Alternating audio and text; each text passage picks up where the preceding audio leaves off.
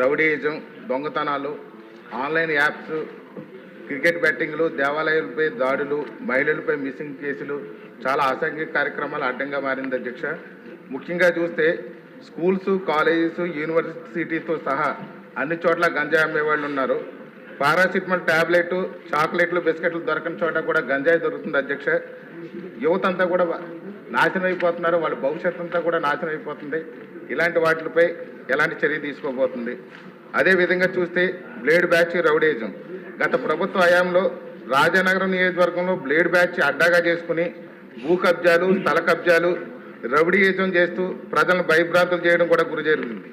అదేవిధంగా మన ఉప ముఖ్యమంత్రి వర్యులు శ్రీ పవన్ కళ్యాణ్ గారు అక్కడ ఎన్నికల్లో ప్రచారంలో భాగంగా కోరుకొండ వచ్చినప్పుడు అక్కడికి మీటింగ్కి వచ్చిన వాళ్ళని 400 మంది బ్లేడ్ బ్యాచ్, ఈ గంజాయి టీం అందరూ కలిసి అక్కడికి వచ్చినటువంటి వాళ్ళందరినీ కూడా భయభ్రాంతులు